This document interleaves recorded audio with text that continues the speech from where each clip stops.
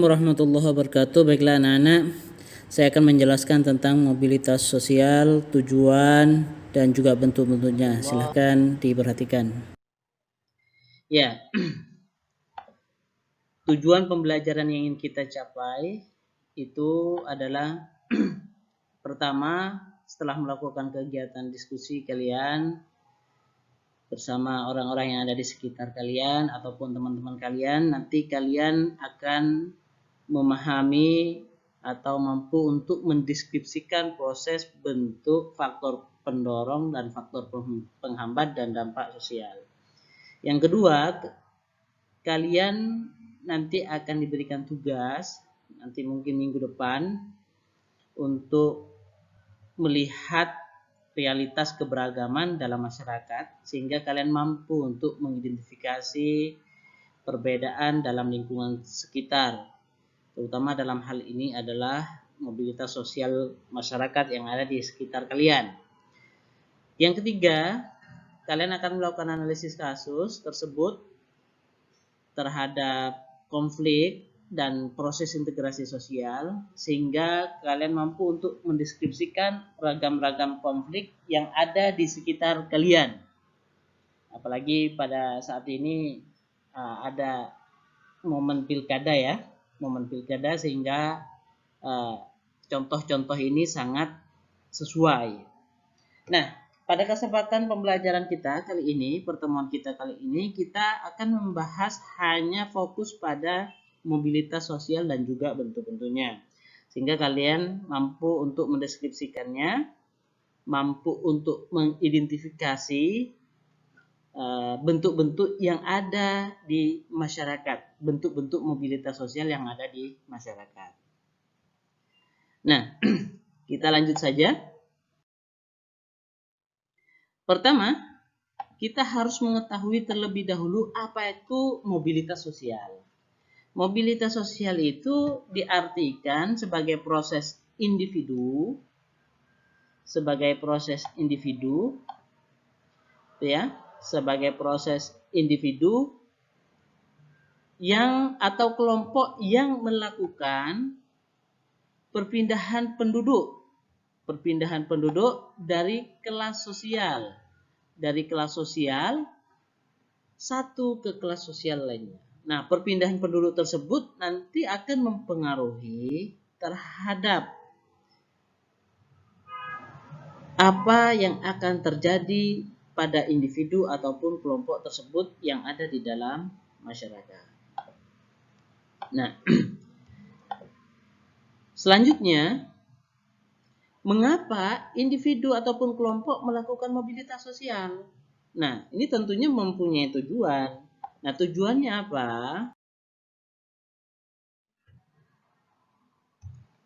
Ya, mengapa kita perlu melakukan atau mempelajari mobilitas sosial? Perlu kita ketahui bersama bahwa sesungguhnya ketika kita itu mempelajari tentang mobilitas sosial, maka kita bisa memahami tujuan individu ataupun kelompok yang ada di dalam masyarakat melakukan perpindahan kedudukan. Jadi salah satu tujuannya itu adalah kita bisa memahami tujuan individu atau kelompok melakukan perpindahan kedudukan. Nah, di samping itu kita juga bisa memahami dampaknya terhadap lingkungan sekitar. Jadi dari proses mobilitas sosial yang dilakukan oleh orang-orang ataupun kelompok yang ada di dalam masyarakat, nah dampaknya terhadap lingkungan sosial itu seperti apa? Nanti kita akan memahami mengapa kita perlu mempelajari mobilitas sosial. Nah, selanjutnya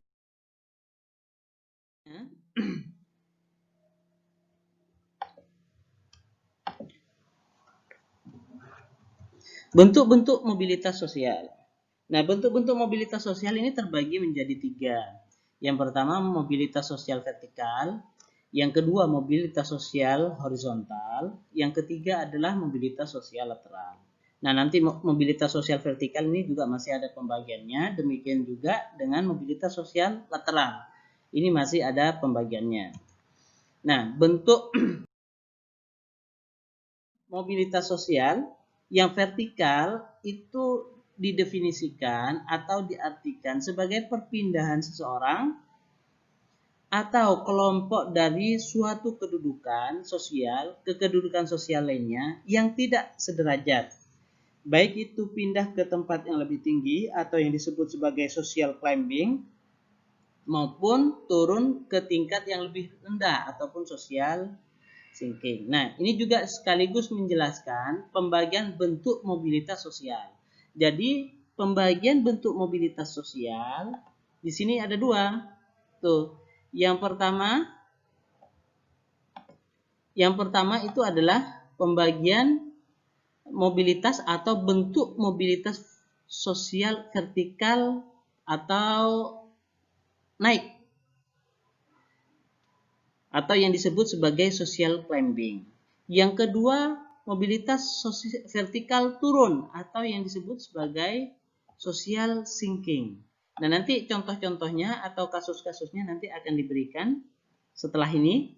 Kita akan lanjutkan terlebih dahulu ke mobilitas horizontal. Apa yang dimaksud dengan mobilitas horizontal?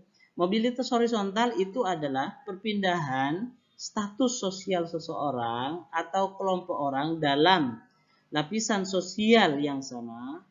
Mobilitas horizontal merupakan peralihan individu ataupun objek-objek sosial lainnya dari satu kelompok sosial ke kelompok sosial yang lainnya yang sederajat. Nah, kata kuncinya di sini itu adalah lapisan sosial yang sama atau sederajat.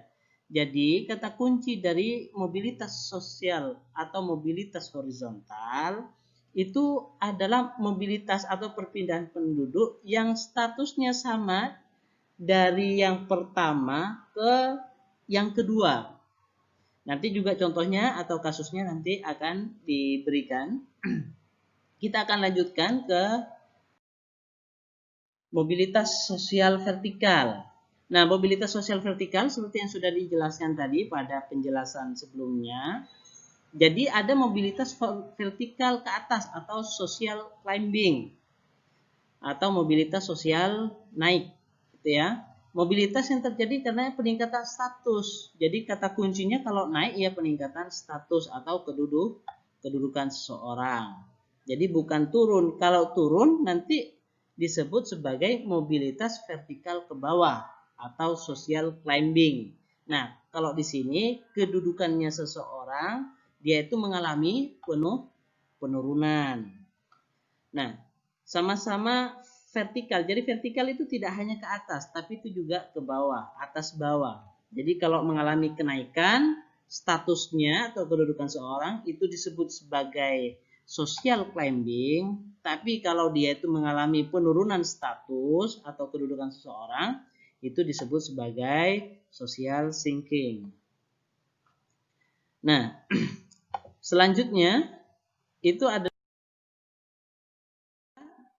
bentuk sosial mobilitas sosial lateral. Ini adalah bentuk mobilitas yang ketiga. Jadi mobilitas sosial lateral itu terbagi menjadi dua, yakni mobilitas sosial permanen dan mobilitas sosial tidak permanen. Nah, mobilitas ini biasanya itu disebabkan oleh perpindahan seseorang dari tempat ke tempat yang lainnya yang bersifat wilayah. Biasanya perpindahan orang dari wilayah tertentu ke wilayah yang lain. Makanya disebut sebagai mobilitas sosial lateral. Jadi kalau yang tadi mobilitas sosial vertikal atau mobilitas horizontal itu terkait dengan kedudukan ataupun status seseorang. Tapi kalau mobilitas sosial lateral ini terkait dengan wilayah. Biasanya perpindahan dari satu wilayah ke wilayah yang lainnya seperti itu. Nah, mari kita amati di sini beberapa contoh kasus. Contoh kasus yang pertama, Budha Maris Mendila adalah seorang guru di salah satu sekolah di Provinsi Papua. Sebagai guru IPS, Bu Naris menjalankan tugas dengan baik. Bukan hanya mengajar saja, tapi juga melaksanakan administrasi dengan penuh tanggung jawab. Berbagai kegiatan sekolah yang menjadi tanggung jawab dilaksanakan dengan baik. Karena prestasinya, Bu Damaris diangkat menjadi sekolah. Jadi di sini adalah contoh kasus social climbing atau yang disebut sebagai vertikal naik. Kenapa? Dari yang awalnya sebagai guru, karena beliau Bu Damaris Mendila ini berdedikasi di bidangnya, tidak hanya mengajar, tapi juga bisa menjalankan administrasi dengan baik. Tapi juga di samping itu dia juga ketika diberikan tugas di luar tanggung jawabnya, bisa jadi mengasuh atau membina pramuka dan lain sebagainya, dijalankan juga dengan baik. Maka karena prestasi beliau, maka beliau itu diangkat menjadi kepala sekolah. Nah, ini menunjukkan bahwa dalam kasus satu ini ada peningkatan secara status dan kedudukan dari yang awalnya seorang guru menjadi kepala sekolah. Makanya disebut social climbing atau social naik. Terus kasus yang kedua, yakni di sini ada contoh Pak Gayus, anak pengusaha yang memiliki usaha perkebunan teh di beberapa tempat di Jawa Barat. Pak Gayus mengembangkan usaha dan buka usaha baru, yakni bisnis pertambangan. Namun karena usahanya pertambangan tidak berhasil, maka ia merugi, akhirnya mengalami kebangkrutan. Sehingga Pak Gayus memulai dengan sebagai pengusaha kecil, yakni menjadi agen. Nah, di sini ada penurunan status, yakni mobilitas vertikal turun dari yang awalnya Pak Gayus itu sebagai anak pengusaha yang memiliki usaha perkebunan teh, kemudian dia menjadi agen saja, agen penjualan teh. Awalnya sebagai pemilik, tiba-tiba menjadi agen. Nah, di sini ada penurunan status atau ada penurunan kedudukan dari Pak Gayus yang sebelumnya sebagai anak pengusaha atau yang memiliki usaha perkebunan teh. Nah, kemudian karena tidak berhasil dan tidak berkembang bisnisnya, maka dia menjadi agen penjualan teh. Nah, pada kasus ini termasuk social sinking atau mobilitas vertikal turun. Mari kita lihat kasus yang ketiga. Kasus yang ketiga itu Pak Zainuri sebagai kepala sekolah di salah satu SMP di Jawa Timur sudah tahu 8 tahun menjabat. Dinas Pendidikan memindahkan Pak Zainuri ke sekolah lain dan tetap menjabat sebagai sekolah. Nah, ini disebut sebagai contoh pada kasus mobilitas horizontal. Kenapa disebut sebagai contoh mobilitas horizontal? Ya karena dari kepala sekolah tetap menjabat sebagai kepala sekolah, tidak ada perubahan, hanya saja tempatnya dirubah. Jadi dari kepala sekolah satu kepada kepala sekolah di tempat yang lain. Nah, kedudukannya sama, tetap menjabat kepala sekolah, sama-sama menjabat kepala sekolah. Nah, di contoh-contoh yang lain seperti ini banyak di masyarakat. Mungkin dia itu sebagai penjual nasi, tiba-tiba juga karena mungkin di tempat tersebut tidak sukses, kemudian dia pindah ke tempat yang lain, tapi posisinya menjual nasi atau menjual soto seperti itu. Ini sama juga posisinya. Jadi statusnya itu sama-sama kepala sekolah atau sebagai penjual nasi, terus pindah ke tempat yang lain juga posisinya sebagai kepala sekolah atau penjual nasi. Nah, kasus ini mencontohkan dari mobilitas horizontal. Kita lanjut ke kasus yang keempat. Nah, di sini dicontohkan pada tahun 1994 Pak Jaka mengikuti program transmigrasi yang dicanangkan pemerintah ke wilayah Papua Barat, khususnya Kabupaten Teluk Bintuni. Sampai saat ini ia dan keluarganya menetap di Kabupaten Teluk Bintuni. Sesekali ia pergi ke Tasikmalaya untuk melihat keluarganya di sana. Nah, ini disebut sebagai contoh dari mobilitas lateral permanen.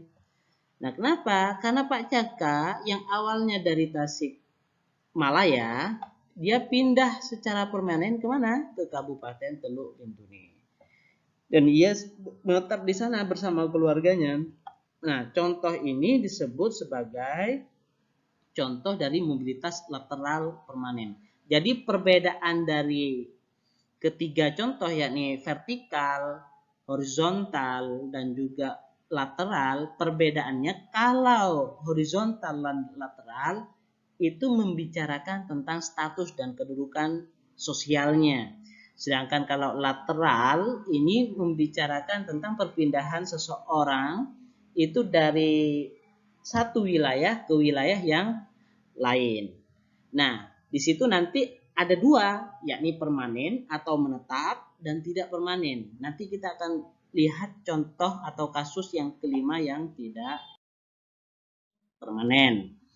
Di sini Pak Anang setiap bulan ia pergi ke Manowari untuk menjalankan bisnis yang dirintis bersama temannya. Sesekali ia mengajak keluarganya ke Manowari untuk liburan. Nah, ini kalau di sini kondisinya Pak Anang ini hanya pergi sementara saja ke Manowari, artinya dia tidak menetap di Manowari.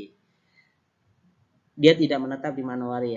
Dia hanya pergi setiap bulan, mungkin beberapa hari di sana, kemudian dia pulang lagi ke daerahnya, sehingga di sini disebut sebagai mobilitas lateral tidak permanen, seperti itu. Nah, dari contoh kelima kasus ini, mudah-mudahan anak-anakku sekalian itu bisa memahami bentuk-bentuk